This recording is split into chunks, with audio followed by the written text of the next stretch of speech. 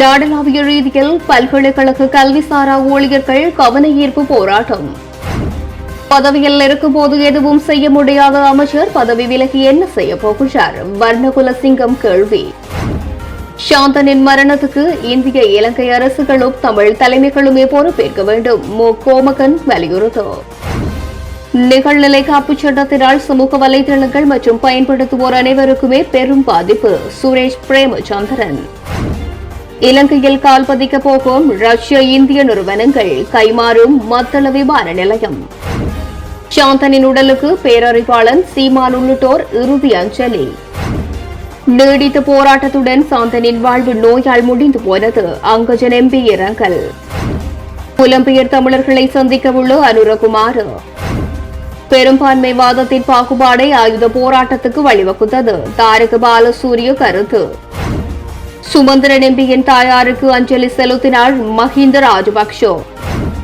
சபாநாயகருக்கு எதிரான நம்பிக்கையில்லா பிரேரணை. சுதந்திர கட்சியும் ஆதரவு.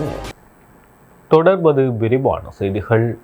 பல்கலைக்கழக ஊழியர்கள் எதிர்நோக்கும் சம்பள பிரச்சினை மற்றும் பல்கலைக்கழக ஊழியர்களுக்கு நீண்ட நாட்களாக தீர்க்கப்படாதுள்ள கோரிக்கைகளுக்கு தீர்வு வழங்குமாறு கோரி நாட்டில் உள்ள அரச பல்கலைக்கழகங்களில் இன்றைய தினம் போராட்டங்கள் மேற்கொள்ளப்பட்டது.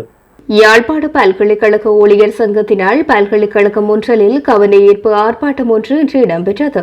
நாடு முழுவதிலும் உள்ள அரசு பல்கலைக்கழகங்களில் இன்று மற்றும் நாளை ஆகிய 2 நாள் வேலைநிறுத்த போராட்டம் இடம்பெற்று வருகின்ற நிலையில் யாழ்ப்பாண பல்கலைக்கழக ஊழியர் சங்கத்தினால் இந்த கவன ஈர்ப்பு ஆர்ப்பாட்டம் இடம்பெற்றது.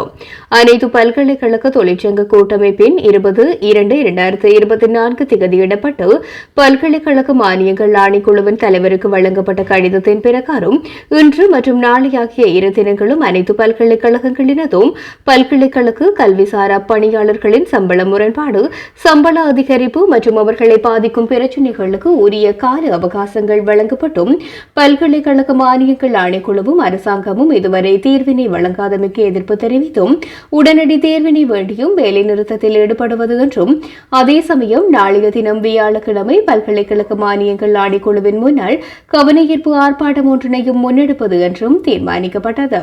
அதன் அடிப்படையில் யாழ்ப்பாண பல்கலைக்கழகத்திலும் குறித்த 2 தினங்களும் வேலைநிறுத்த போராட்டத்தினை பல்கலைக்கழக ஊழியர் சங்கம் மேற்கொண்டு வருகின்றமை குறிப்பிடத்தக்கது. இதேவேளை பல்கலைக்கழக ஊழியர்கள் எதிர்நோக்கும் சம்பள பிரச்சினை மற்றும் பல்கலைக்கழக ஊழியர்களுக்கு நீண்ட நாட்களாக தீர்க்கப்படாதுள்ள கோரிக்கைகளுக்கு தீர்வு வழங்குமாறு கோரி கிழக்கு பல்கலைக்கழக ஊழியர்கள் முன்னெடுத்த ஆர்ப்பாட்டம் இன்று மட்டக்களப்பில் நடைபெற்றது. அனைத்து பல்கலைக்கழக தொழிற்சங்க கூட்டமைப்பின் தீர்மானத்துக்கு இணங்க நாட்டில் உள்ள அரசு பல்கலைக்கழகங்களில் நாடளாவிய ரீதியில் முன்னெடுக்கப்படும் 2 நாள் தொழிற்சங்க நடவடிக்கைகளுக்கு அமைவாக மட்டக்களப்பு நகரில் அமைந்துள்ள கிழக்கு பல்கலைக்கழக வழிவாரி கற்கைகள் நிலையம் முன்பாக இந்த ஆர்ப்பாட்டமானது முன்னெடுக்கப்பட்டது. 2016ஆம் ஆண்டு சம்பள சீர்திருத்தத்திற்கு அமைவாக பல்கலைக்கழக ஊழியர்களுக்கு தருவதாக அரசினால் வாக்குறுதி அளிக்கப்பட்டு இன்று வரை வழங்கப்படாதுள்ள 15% சம்பள அதிகரிப்பை வழங்க கோரல், மாதாந்த இடர்கொடுப்பனவை அதிகரித்தல், பல்கலைக்கழக சேமலாப நிதியை வேறு தேவைகளுக்கு அரசாங்கம் பயன்படுத்துவதற்கு எதிர்ப்பு வெளியிடல், அதிகரித்துள்ள வாழ்க்கை செலவுக்கேற்ப ஊதிய அதிகரிப்பு செய்தல் போன்றவை இந்த ஆர்ப்பாட்டத்தின் போது வலியுறுத்தப்பட்டது. இதேவேளை அனைத்து பல்கலைக்கழக தொழிற்சங்க கூட்டமைப்பின் ஏற்பாட்டில் இலங்கையில் உள்ள அரசு பல்கலைக்கழக ஊழியர்களின் பங்கு பெற்றுதலுடன் நாளை கொழும்பில் பாரிய ஆர்ப்பாட்ட பேரணி நடைபெறவிருக்கின்றது. இதேவேளை பல்கலைக்கழக ஊழியர்கள் எதிர்நோக்குகின்ற சம்பள பிரச்சினை மற்றும் பல்கலைக்கழக ஊழியர்களுக்கு நீண்ட நாட்களாக தீர்க்கப்படாதுள்ள கோரிக்கைகளுக்கு தீர்வு வழங்குமாறு கோரி தென்கிழக்கு பல்கலைக்கழக வளாகத்திலே ஊழியர்கள் முன்னெடுத்த ஆர்ப்பாட்டம் ஒலுவில் வளாகத்தில் இன்று நடைபெற்றது. பதவியில் இருக்கும் போது எதையுமே செய்ய தெரியாத, செய்ய முடியாத அமைச்சர் பதவி விலகி என்ன செய்ய போகிறார் என முன்னாள் யாழ் மாவட்ட கடத்தொழிலாளர் கூட்டுறவு சங்க சம்மேளன உபதலைவர் நா. வர்ணகுல சிங்கம் கேள்வி எழுப்பியுள்ளார். இன்று காலை 11:30 மணியளவில் யாழ்ப்பாணம் வடமராட்சி ஊடக இல்லத்தில் நடத்திய ஊடக சந்திப்பில் அவர் இதனை தெரிவித்துள்ளார். கௌரவ கடத்தொழில் அமைச்சர் ஒரு மீடியாவுக்கு ஒரு பேட்டி ஒன்று கொடுத்திருந்தார். இந்தியா எழுவப்படகு சம்பந்தமாகவும் அடுத்தது இலங்கையில் பிடிபட்டிருக்கிற இந்தியா மீனவர்களுக்கு விடுதலை செய்ய சொல்லி ஒரு அழுத்தம் ஒன்று இந்தியாவால் தரமாக இருந்தால் தான் இந்த பதவியை ராஜினாமாக செய்து மக்களோட கடத்தொழில் மக்களாக இறங்கி கடலிலே போராட்டம் செய்வீர் என்று சொல்லி ஒரு வசனம் ஒன்று சொல்லியிருக்கிறார். ஒரு குழந்தை பிள்ளைத்தனமான ஒரு செயல் உண்டு. ஏனென்று சொன்னால் பதவியில் இருக்கேக்க செய்ய முடியாததை பதவியை துறந்து செய்ய போறாராம். ஏனென்று சொன்னால் இன்றைக்கு கடத்தொழில் அமைச்சர் நான் தான், என்ன முடிவெடுத்தாலும் இறுதி முடிவெடுத்தாலும் நான் தான் இறுதி முடிவெடுப்பேன் என்று சொல்லி கொண்டிருக்கிற எங்களோட கடத்தொழில் அமைச்சர் இன்றைக்கு எவ்வளவு எல்லாம் சொன்னவர், அடிக்கணும் இடிக்கணும் தாக்கணும் என்று சொல்லி எவ்வளவு தான் சொன்னவர்.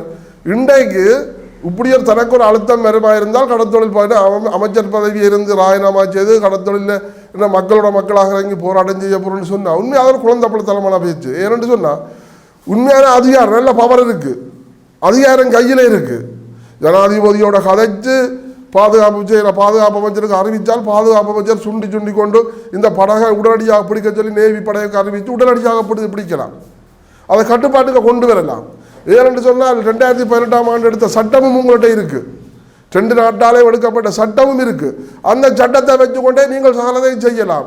அதை விட்டுட்டு சும்மா இந்த எங்கள மக்களுக்கு இப்போ அண்டை கடத்தொழில் அமைச்சராக வந்த காலம் பிடிச்சி இதை தானே பாட்டி கொண்டு இருக்கிறீர்கள். அதை செய்வேன் இதை செய்வேன் இடிப்பேன் அடிப்பேன் பிடிப்பேன் எல்லாம் செய்யணும்னு சொல்லி சும்மா இந்த மக்களுக்கு மக்களை உசுப்பேத்தி ஒரு பூச்சாண்டி காட்டி கொண்டு இருக்கிறீர்கள். உண்மையின்படி நீங்கள் நினைச்சிருந்தால் சின்ன பிரச்சனை, சுண்டி செய்கிற பிரச்சனை உங்களுக்கு இது. இப்போ இன்றைக்கு சரி இந்தியாவில் படகு பாரதம் எங்களுக்கு பெரிய பிரச்சனை தான். இன்றைக்கு எங்களுக்கு தொழில் வரங்கள் எத்தனையோ கோடிக்கணக்கான சொத்து தொழில் வரங்கள் அழிக்கப்பட்டிருக்கு, வளம் அழிக்கப்பட்டிருக்கு, கோடான கோடி மில்லியன் மீன் வளர்த்து அள்ளி கொண்டு போகிறாங்க, அது பெரிய ஒரு பிரச்சனை. அதை விட உள்ளூருக்குள்ள இன்றைக்கு எவ்வளோ பிரச்சனை இருக்குது. உள்ளூர் இழுவப்படகாலையும் எங்களுக்கு அழிவுகள் பயங்கரமாக போய்கொண்டிருக்கு, முற்றுமுழுதாக அழிச்சு கொண்டிருக்கிறார்கள். சுருக்கு வழியால் எங்கள் இந்த சின்ன மீன் குஞ்சு எல்லாத்தையும் அழித்து தங்களுக்கு தேவையான எடுத்துக்கொண்டு மிச்சத்தை கடலை கொட்டி போட்டு போகிறார்கள். இன்றைக்கு டைனமேட் அடிக்கிறாங்க பழைய காலம் மாதிரி புறாது. திருப்பி இன்றைக்கு தடை செய்யப்பட்ட தொழில்கள் தக்கூசி வேலையில இருந்து தடை செய்யப்பட்ட தொழில் எல்லா முறைக்கு கடலில் தொழில் செய்து கொண்டிருக்கிறார்கள். இது வந்து கூட கண்ணுக்கு தெரியலையோ, இந்த தொழில் ஒன்றும் கண்ணுக்கு தெரியாமல் தனியாக இந்தியா பிரச்சனை இருக்குதான். நான் இல்லைன்னு சொல்லல, இந்தியாவோட நாங்களும் தான் கதைச்சு கொண்டிருக்கிறோம். இந்தியாவோட நாங்களும் தடை செய்யணும் முதுக்கு நடவடிக்கை கூட நாங்களும் கத்தி கொண்டான் இருக்கிறோம். அண்டையிலேருந்து இன்றைய வரையும் கத்துறோம். கச்சேரியை முற்றுகையிட்டு போராடி நீங்கள் எல்லாம் வந்துட்டு போனீங்கள், வந்து போராட்டத்தை அது செய்கிறேன் உடனடியாக நிறுத்துறதுக்குரிய அலுவல் பார்க்கணும்னு சொல்லி போட்டு அதில் எடுத்து போனீங்க. இன்றைய வரை ஒரு நடவடிக்கையும் இல்லை. நீங்கள் அமைச்சர் பதவி ஏற்று இந்த கடத்தொழில் மக்களுக்கு என்ன செய்த நீங்கள்? ஏதாவது கூட வாயாளி உண்டை சொல்லுங்க பார்ப்போம். நாங்களும் இந்த பருத்தித்துறை கலங்கர விளக்கத்தை திருத்தி தாருங்கோ காத்து மழை காலங்களில் இப்போ இந்த மக்கள் இவ்வளோ திசை மாறி போய் ஒரு சாத்தியக்கூறு இருக்கு. அதை திருத்தினா 45-50 கிலோமீட்டர் தூரத்துக்கு அந்த லைட் எங்களுக்கு தெரியும். அதைட்டு இந்த மக்கள் அந்த திசையை நோக்கி வரலாம், இதை திருத்தி தாருங்கன்னு சொல்லி நீங்கள் வந்த காலம் முடிச்சு தான் கெஞ்சி கொண்டு இருந்தாங்க. இந்த கடல் அணையை கட்டித்தார் கொண்டு கெஞ்சி கொண்டு இருந்தாங்க. இன்றைக்கு ஒன்றுமே உங்களால் செய்ய முடியலை, ஒன்றுமே இல்லை. சும்மா ஏதோ கடத்தொழில் அமைச்சர் நான் எடுக்கிறார் முடிவு நான் தான் முடிவு எடுப்பேன் என்று சொல்லி வீரம் பேசி கொண்டிருக்கிறீர்கள். இன்றைக்கு பிறகு ஒரு பெரிய அமைச்சர் பதவியாக இருந்து கொண்டு இன்றைக்கு இந்திய அழுத்தம் தந்தால் நான் எனது பதவியை திறந்து கடத்தொழில் மக்களோட நான் இறங்கி போராடுவேன் என்று சொன்னார். இது என்ன மேன்படி அந்த வடிவேல் சொல்ற மாதிரி குழந்தை பிள்ளை தவறா செய்யும். உண்மையாக தங்கிட மக்களும் வந்து இதை கேட்டு என்றால் மக்களும் கேட்டுதான் இருக்கிறார்கள். கூட்டங்களை வைக்கிறது, அதை செய்கிறது, மக்களுக்கு உசுப்பேற்றுறது, மக்களை உசார்படுத்துறது, பிறகு பார்த்தா எந்த விதமான நடவடிக்கையும் இல்லை. உண்மையாக யோசிச்சு பாருங்க. உள்ளூரில் இருக்கிற பிரச்சனை ஒன்றை தீர்த்தனீங்களோ இந்த உள்ளூர் உழவப்படைய நீங்கள் ஓட விட்டுறீங்க, திருப்பி அதை நீங்கள் நிறுத்தியிருக்கலாமே, நீங்களே நிறுத்திருக்கலாமே. சரி என்னால் அந்த பிரச்சனை வந்தால் நான் தான் அந்த பிரச்சனைக்கு ஒரு முற்றுப்புள்ளி வைக்கணும்னு சொல்லி இந்த சுருக்கு வலையார் இன்றைக்கு முல்லைத்தீவில் ஒரு கிராமிய அமைப்பில் இருக்கிற தலைவர் சுருக்கு வலையை செய்கிறவர். அதே மாதிரி இன்றைக்கு உள்ளூர் ஒருத்தர் கிராமிய அமைப்பட்டு தெரிவு செய்த பிறகு அதில் கட்சி இந்தியாக்கள் அரைவாசி பேர் சுருக்கு வேலை செய்கிறவை மட்ட தொழில் செய்கிறவை தான் அந்த கிராமிய அமைப்பில் இருக்கிறேன். உண்மையான கடத்தொழிலாளியோ அந்த அமைப்பிலே இல்லை. அப்போ இவையால வச்சுக்கொண்டு நீங்கள் கதைச்சு கொண்டு இருக்கிறீர்கள். இன்றைக்கு சரி இன்றைக்கு ஒரு அமைப்பு ஒன்று செய்யப்பட்டிருக்கு, அது நல்லதோ கொட்டதோ ஆறாக இருந்துட்டு போட்டுக்கு. ஆனால் இன்றைக்கு இந்த அமைப்பு உள்ளூரில் இருக்கிற பிரச்சனையை பற்றி ஏதாவது சரி இந்த இன்றைக்கு உள்ளூரில் இருக்கிற சட்டவிரோதமான தொழிலுக்கு நாங்கள் போராடணும், நாங்கள் கருத்த கொடி போராட்டம் செய்ய வேணும் என்று சொல்லி ஏதாவது முடிவு எடுத்திருக்கோம், அல்ல ஒரு குரல் கொடுத்துருக்கோம்? இல்லை, நீங்கள் சொன்னதை செய்யும் பண்டாவுகள். அது இந்த ஒரு கதையில் வருது பாருங்க. என்னென்று சொன்னால் ஒரு முதலாளி ஒரு வேலைக்காரனை வச்சிருப்பார், அவனுக்கு பண்டா பேர். அவன் முதலாளி என்ன சொல்றானோ அதைத்தான் செய்வான். அவன் யோசித்து இது நல்லதோ கெட்டதோ என்று சொல்லி அவனா துணிஞ்சோட்டு செய்யறதில்லை. முதலாளி என்ன சொல்றாரோ அதைத்தான் செய்வான். அதைத்தான் சொல்றது சொன்னதை செய்யும் பண்டா. ஏன்னு சொன்னா இதுகளும் ஒரு நிழல் பிரதி எல்லாம் இப்ப இருக்கிற என்ன ஒரு கட்சியால வற்புறுத்தி ஒரு ஏசியால செய்யப்பட்ட சம்மேளனமும் ஒரு கிராமிய கட்சி இந்த ஆபீஸிலே வச்சு தெரியப்பட்ட ஒரு கிராமிய சம்மேளனமும் இது வந்து ஒரு நிழல் பிரதிகள். இது ஒரு நிழல் பிரதிகளே தவிர உண்மையான பிரதிகள் அல்ல. இவியலத்தை சொல்ல கேட்டு ஒடிஞ்சு ஓட்டு நடக்க போகிறதும் கிடையாது. ஆனால் கடத்தொழில் அமைச்சர் கவனத்தில் எடுக்கணும். தீர்க்க வேண்டிய பிரச்சனை உள்ளூரில் எவ்வளவோ இருக்க விட்டுட்டு சும்மா இந்திய அழுத்தம் தந்தால் நான் ராஜினாமா செய்து போட்டு கடலறைக்கு மக்களோட சேர்ந்து போராடுகிறேன்னு சொல்கிறது இது உண்மையாக ஒரு நகைப்புக்குரிய விஷயம்.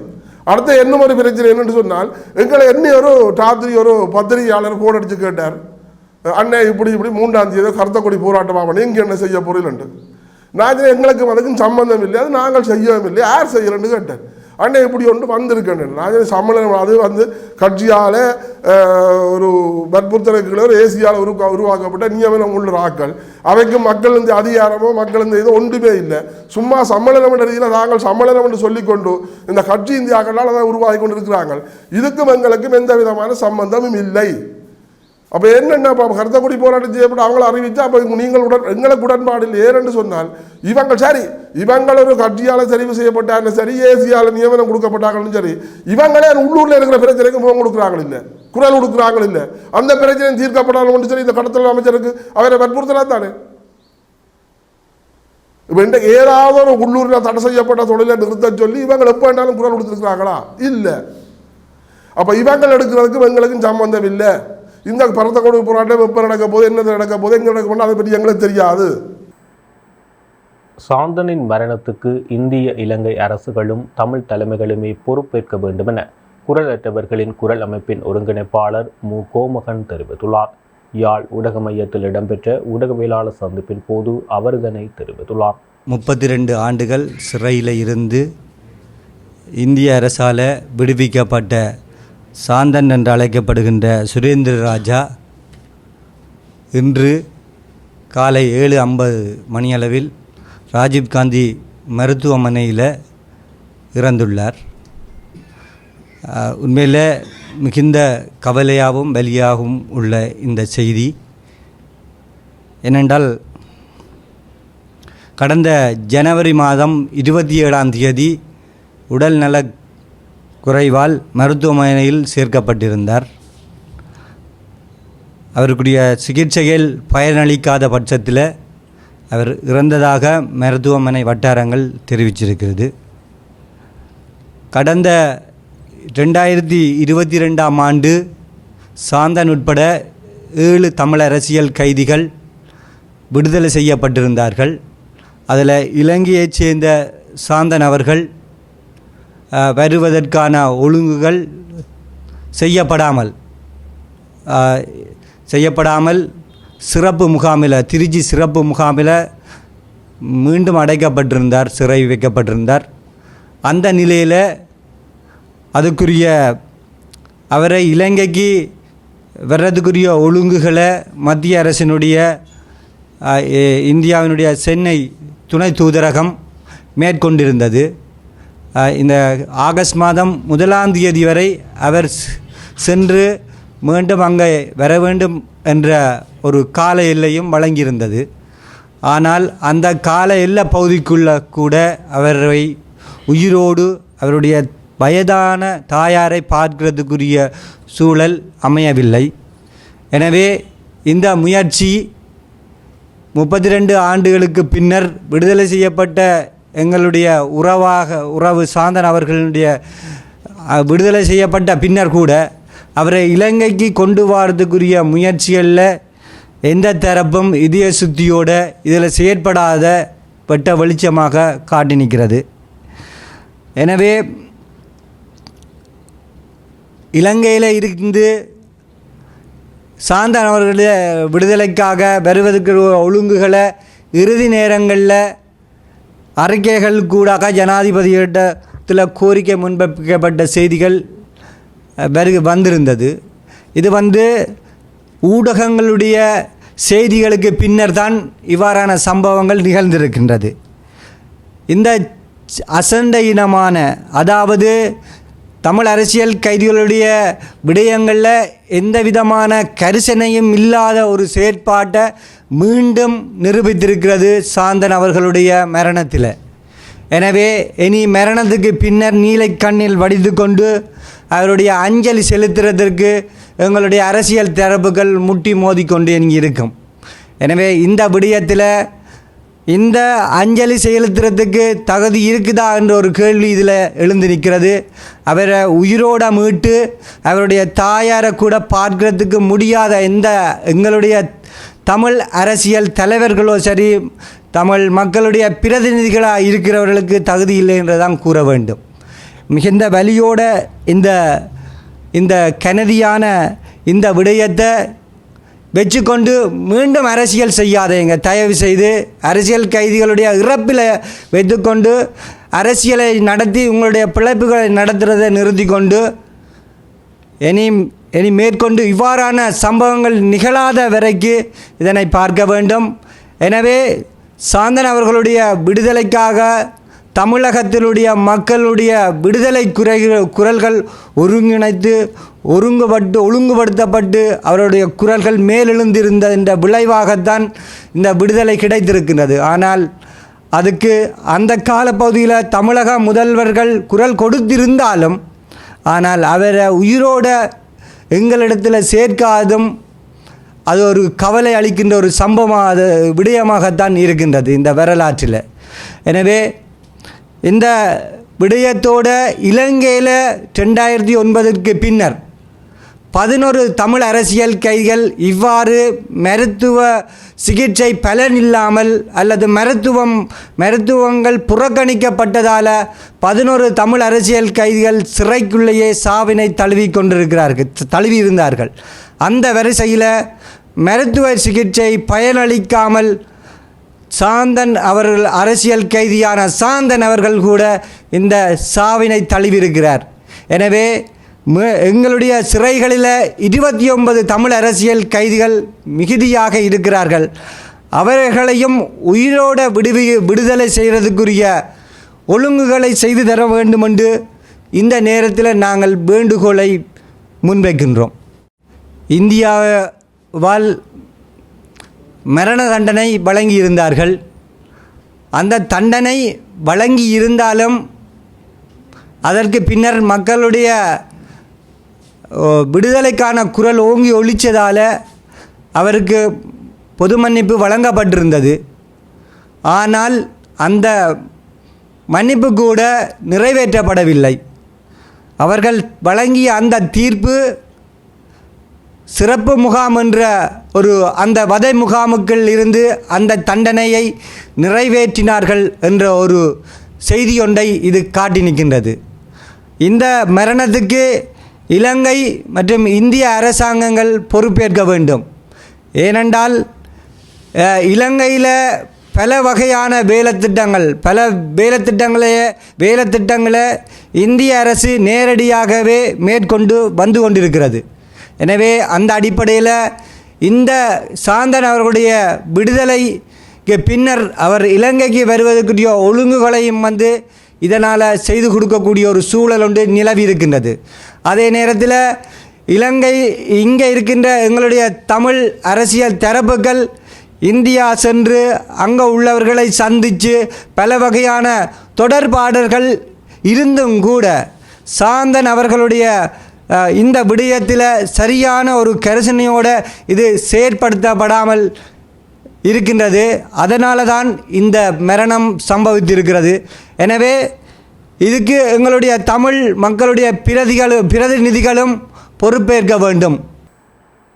ஹம்பாந்தோட்டை மத்தள சர்வதேச விமான நிலையத்தின் திட்டத்தை 2 வெளிநாட்டு தனியார் நிறுவனங்களுக்கு மாற்றுவதற்கான யோசனை அடுத்த வாரம் அமைச்சரவைக்கு அனுப்பி வைக்கப்படும் என துறைமுகங்கள், கப்பல் மற்றும் விமான சேவைகள் அமைச்சு தெரிவித்துள்ளது.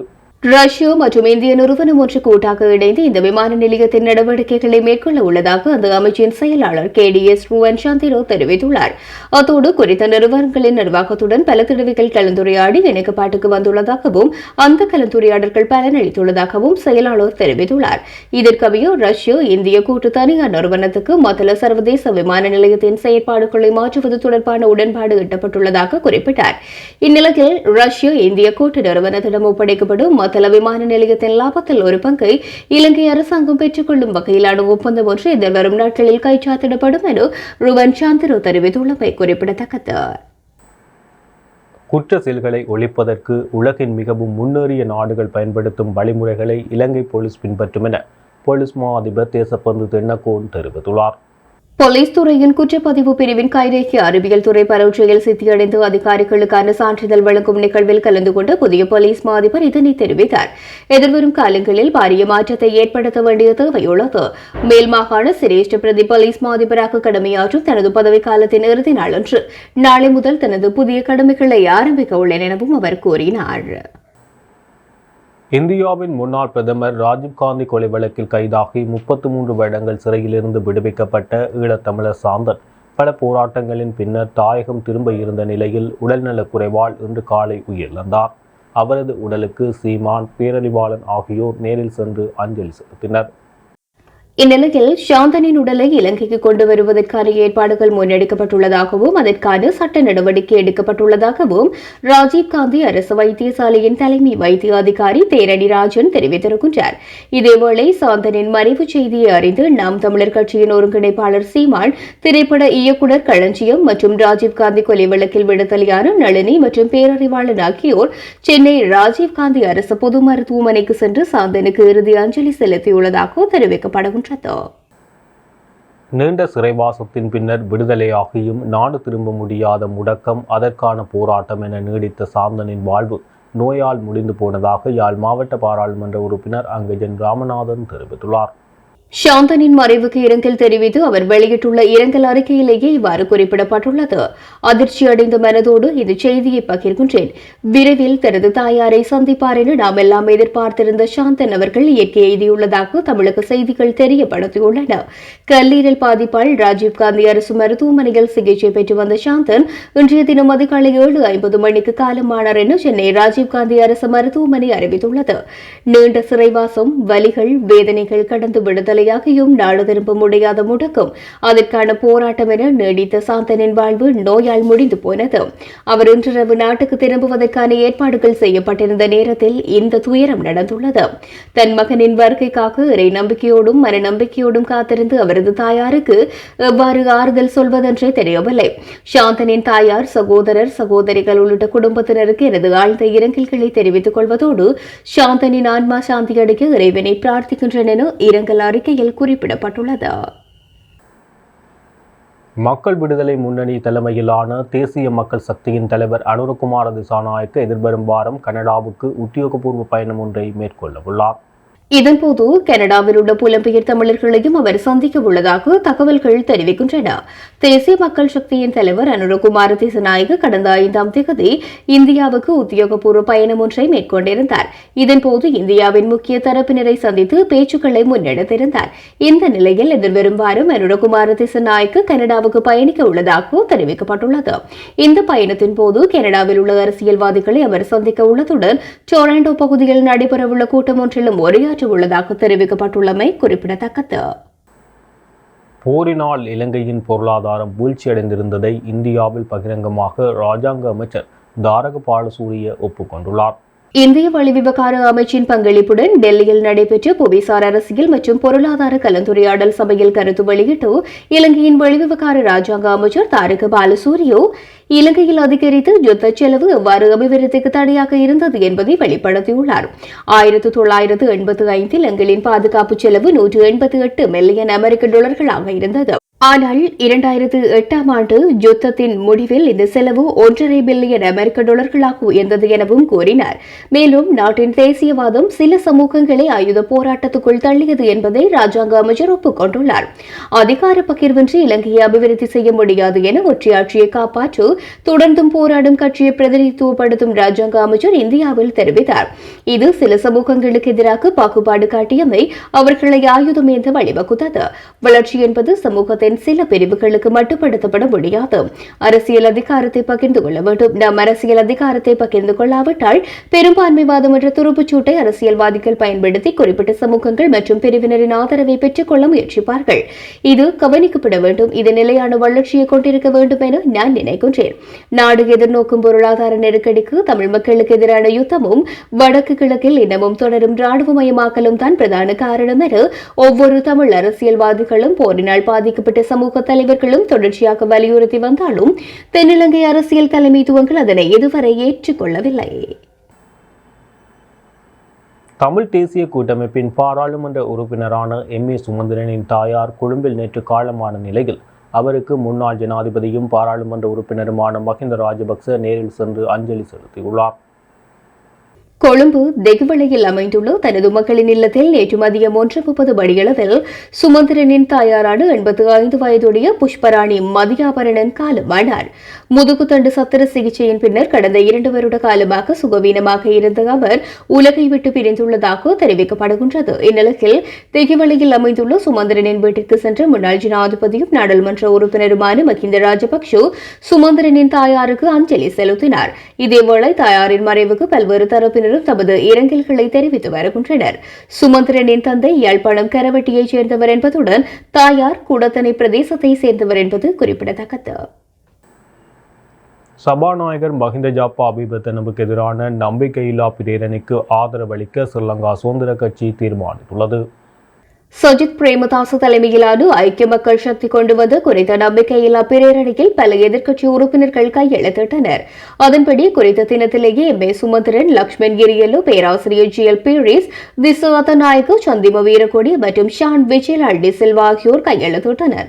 இதனையடுத்து உத்தேச லங்கா கட்சியும் தேசிய சுதந்திர முன்னணி மற்றும் தேசிய மக்கள் சக்தி ஆகியன நம்பிக்கையில்லா பிரேரணைக்கு ஆதரவு அளிப்பதாக அறிவித்திருந்தன. இணைய பாதுகாப்பு சட்டத்தை சான்றுபடுத்தும் போது நீதிமன்றம் வழங்கிய 9 பரிந்துரைகளை சபாநாயகர் புறக்கணித்துவிட்டார் என தெரிவித்தே நம்பிக்கையில்லா பிரேரணை கொண்டு வரப்படுகின்றது. சமூக ஊடகங்களை பயன்படுத்துபவர்களுக்கு பெரும் பாதிப்பினை ஏற்படுத்தும் நிகழ்நிலை சட்டமூலத்தை உயர்நீதிமன்றத்தின் சில திருத்தங்களுடன் மட்டும் சபையில் நிறைவேற்றியமையினால் சபாநாயகருக்கு எதிராக எதிர்க்கட்சிகளினால் நம்பிக்கையில்லா பிரேரணை முன்வைக்கப்பட்டுள்ளதாக கிளிநொச்சியில் இடம்பெற்ற ஊடக சந்திப்பில் முன்னாள் பாராளுமன்ற உறுப்பினர் சுரேஷ் பிரேமச்சந்திரன் தெரிவித்துள்ளார். நிகழ்நிலை காப்பு சட்டம் என்பது பாராளுமன்றத்தில் நிறைவேற்றப்பட்டது.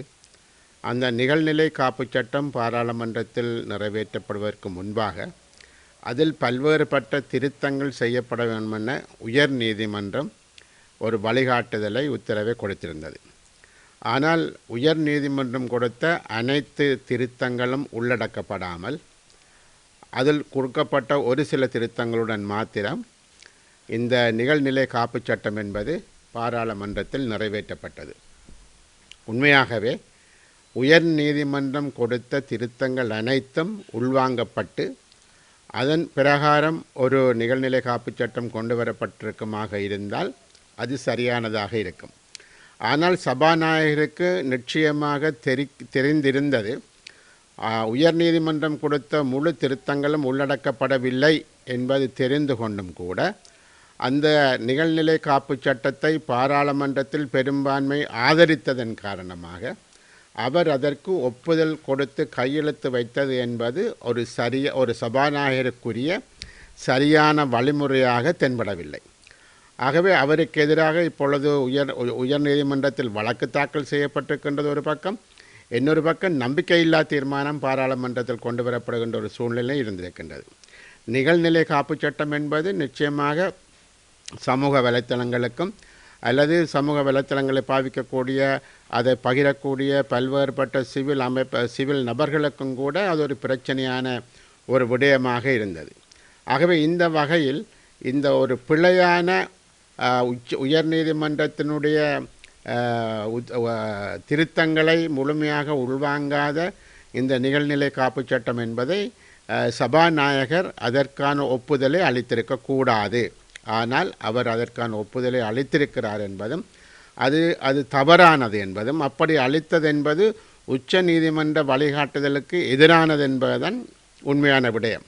ஆகவே அந்த நிலையில் இப்பொழுது ஒரு தேவையற்ற விதத்தில் அவருக்கு எதிரான அதாவது இப்பொழுது அதன் காரணமாக இப்பொழுது இப்பொழுது சபாநாயகருக்கு எதிரான நம்பிக்கையில்லா தீர்மானம் கொண்டு வரப்பட்டிருக்கின்றது.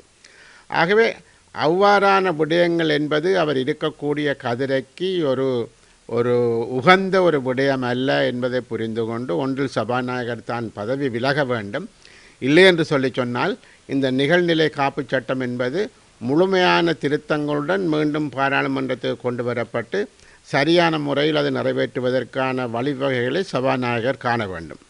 ஆகவே அந்த வகையில் இப்பொழுது இருக்கக்கூடிய பாராளுமன்றத்தில் வரக்கூடிய பல்வேறுபட்ட சட்டங்களானது ஆளும் கட்சியை பாதுகாப்பதற்கும் ஜனாதிபதியை பாதுகாப்பதற்கும் எதிர்காலத்தில் இங்கு ஒரு அடக்குமுறை அரசாங்கத்தை வைத்துக்கொள்வதற்கும் ஒரு சர்வாதிகார அரசாங்கத்தை வைத்துக்கொள்வதற்குமாகத்தான் இப்பொழுது சட்டங்கள் உருவாக்கப்படுகிறதே தவிர உண்மையாகவே நாட்டில் இருக்கக்கூடிய ஜனநாயகத்தை பாதுகாப்பதற்கோ அல்லது மக்களினுடைய பாதுகாப்புக்கு ஏற்ற வகையில் அந்த சட்டங்கள் உருவாக்கப்படுவதாக தெரியவில்லை.